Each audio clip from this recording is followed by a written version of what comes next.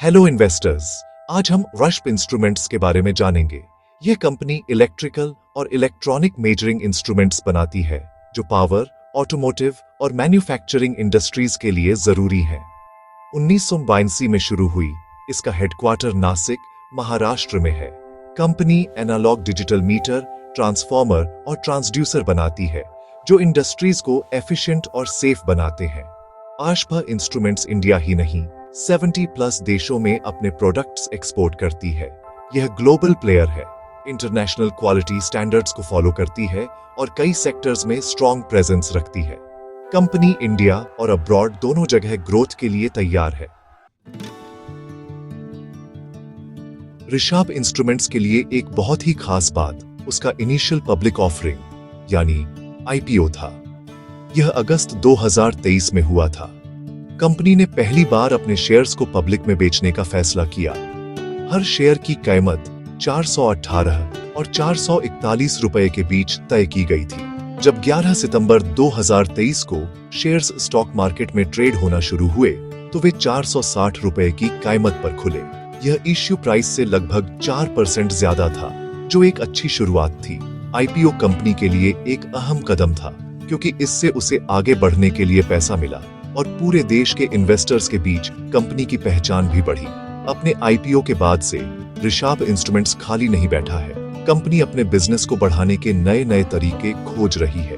पिछले साल जुलाई 2024 में इसने नए इंटरनेशनल मार्केट्स में फैलने की योजना बनाई। इसका फोकस यूरोप और नॉर्थ अमेरिका में अपनी मौजूदगी मजबूत करने पर था, जो इसके प्रोडक्ट्स के लिए बहुत बड़े और फायदेमंद मार्केट्स हैं। इसे हासिल करने के लिए कंपनी ने जर्मनी और यूनाइटेड स्टेट्स में पार्टनर्स के साथ नए डिस्ट्रीब्यूशन एग्रीमेंट्स साइन किए।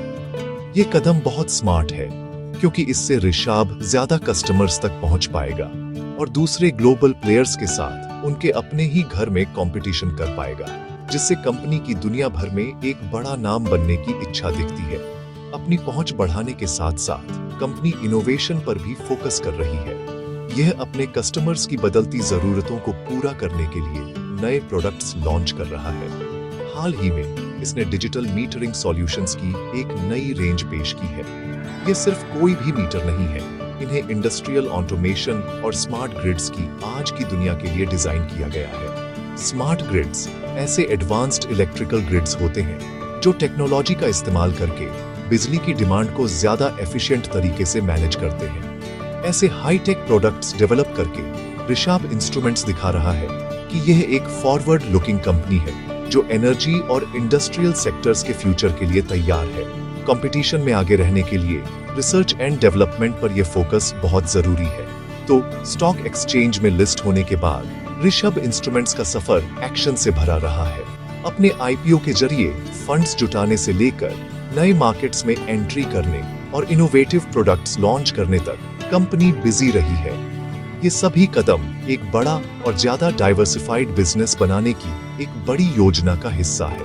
इन्वेस्टर्स के लिए ये एक्शंस बताते हैं कि मैनेजमेंट एक्टिव है और उसके पास एक क्लियर विजन है कि वह आने वाले सालों में कंपनी को कहां ले जाना चाहता है। ये एक पॉजिटिव बात है क्योंकि आज के तेजी से बदलते बिजनेस माहौल में लगातार ग्रोथ और अडेप्टेशन बहुत जरूरी है।